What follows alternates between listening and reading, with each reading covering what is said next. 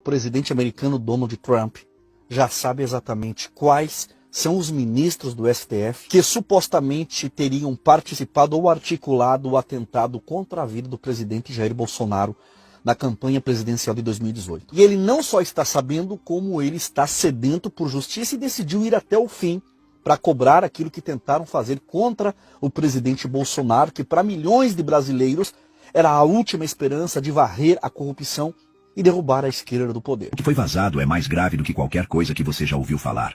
Eu venho avisando há anos, mas agora chegou o momento de expor com detalhes aquilo que os inimigos da direita brasileira jamais imaginaram que viria à tona. Não são rumores de bastidores, não são fofocas de corredor. São peças de um quebra-cabeça sombrio, que mostram como a engrenagem foi montada para destruir a base conservadora do Brasil. Hoje, você vai ouvir as primeiras 4 revelações. Cada uma delas, um golpe certeiro contra essa narrativa que tentaram nos empurrar goela abaixo. E se você acha que já viu tudo, espere até a última linha. Isso que você vai ver agora não aparece na TV e nem nos jornais. E se um dia sumirem com esse canal, você ainda vai poder me encontrar. O link do canal do WhatsApp está no primeiro comentário fixado. É gratuito, anônimo, e você vai ser o primeiro a saber de tudo. Lá eu te mostro tudo o que eles escondem.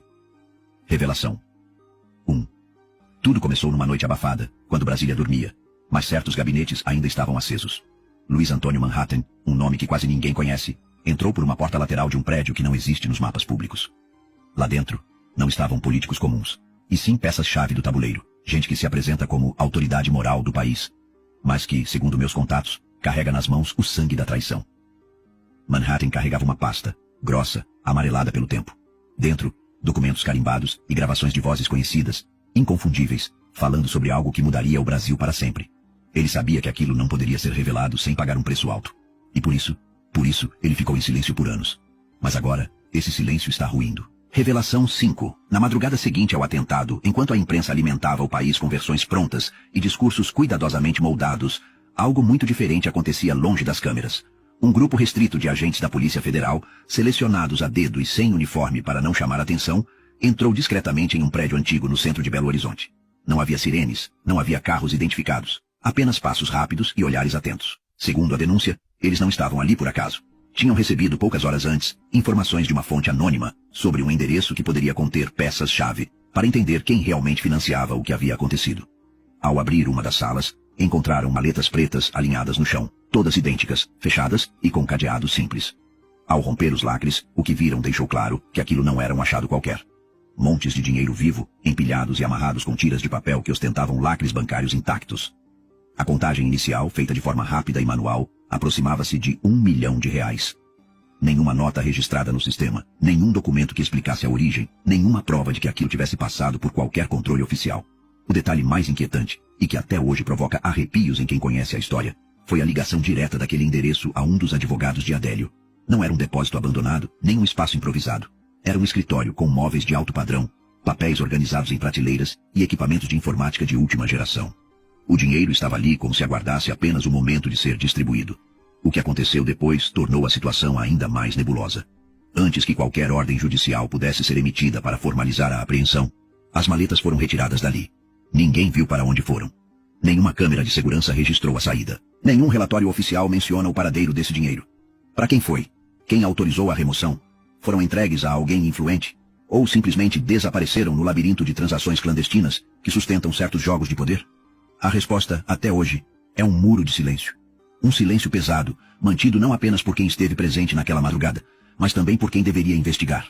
E a pergunta que ninguém responde é, se o conteúdo daquelas maletas fosse realmente lícito, por que sumir com ele antes que pudesse ser periciado? Seria medo de exposição? Ou prova de que o atentado foi apenas a ponta de um iceberg muito mais profundo, com raízes políticas e financeiras que jamais poderiam ver a luz do dia? Revelação 6. Se o dinheiro comprou o silêncio, a mídia comprou a narrativa.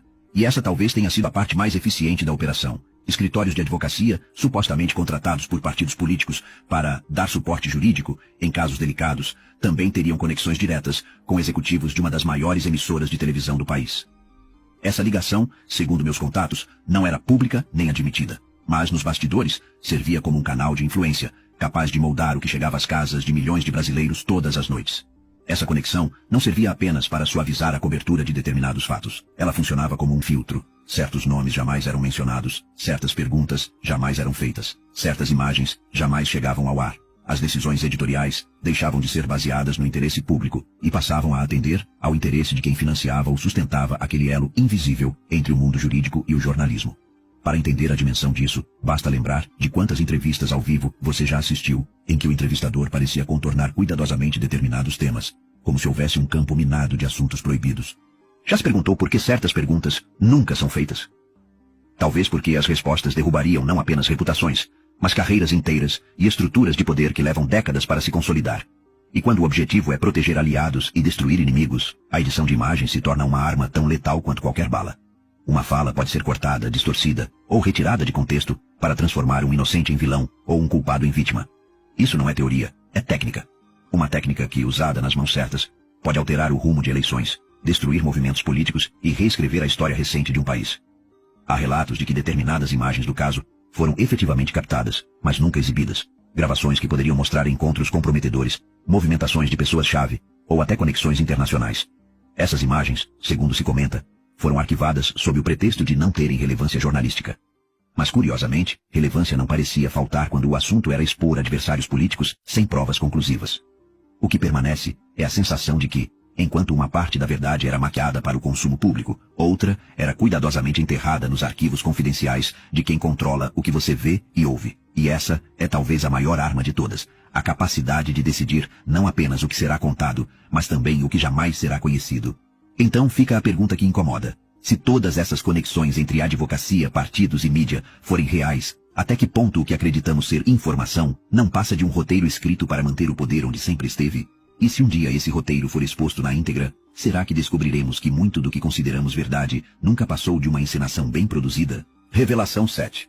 Entre as figuras que começaram a aparecer nas investigações internas, um nome chamou a atenção: Luiz Roberto Barroso.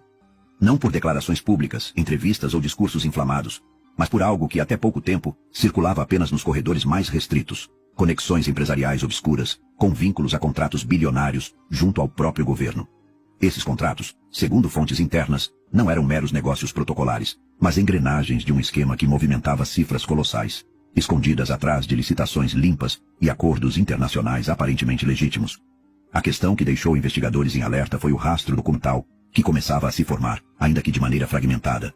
Pequenas pontas soltas, planilhas incompletas, menções cifradas em mensagens e reuniões sigilosas apontavam para algo que, se unificado, poderia configurar um caso de repercussão global.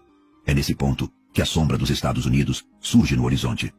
Havia, segundo relatos, um temor real nos bastidores: o de que o nome de Barroso pudesse acabar mencionado em um relatório internacional, potencialmente preparado por órgãos de inteligência americanos, e que tal documento servisse de base para a aplicação da Lei Magnitsky, um instrumento letal contra figuras políticas, congelando bens, impondo restrições de viagem e manchando reputações de forma irreversível. O medo de sanções pessoais não é algo abstrato nesse cenário. Basta uma assinatura em Washington para transformar uma carreira política em ruínas, cortar o acesso a contas bancárias, encerrar contratos e colocar um alvo invisível sobre qualquer aliado. Fontes próximas afirmam que esse temor foi combustível para movimentos estratégicos recentes. Houve discretamente uma reorganização de peças no tabuleiro. Aliados foram reforçados, inimigos foram afastados, e vozes potencialmente perigosas para a narrativa oficial foram neutralizadas com promessas ou ameaças veladas. Mas o problema de uma blindagem política é que ela nunca é permanente. O que hoje está protegido por alianças e acordos pode amanhã ser exposto por um único vazamento. E nesse caso, um simples documento oficial vindo de fora do Brasil teria o poder de furar qualquer bloqueio interno. A questão que poucos ousam colocar em voz alta é: até que ponto essa blindagem se sustenta se o jogo deixar de ser nacional e se tornar global? E se o gatilho para essa queda não vier de dentro, mas sim de fora, com força e legitimidade internacional, quem será capaz de impedir? Há quem diga que a movimentação em torno de Barroso nos últimos meses não foi apenas jurídica ou política, mas quase de sobrevivência pessoal. E o que mais intriga é que quanto mais se tenta enterrar certos detalhes, mais eles parecem encontrar caminho para ressurgir. Talvez porque, no submundo da política, nada permanece enterrado para sempre. Revelação 8. O rastro do caso levou a um ponto que muitos preferem ignorar: a presença de um advogado que não estava ali por acaso. Um homem com credenciais ligadas à embaixada da Arábia Saudita, cuja função oficial não coincidia com o papel real que desempenhava nos bastidores. Não era um defensor criminal comum, desses que entram e saem de tribunais todos os dias. Ele não estava ali apenas para acompanhar processos ou redigir petições. Quem presenciou sua presença garante: ele estava ali para observar e negociar. Mas negociar o quê? Essa é a pergunta que paira sobre todos que conhecem o caso.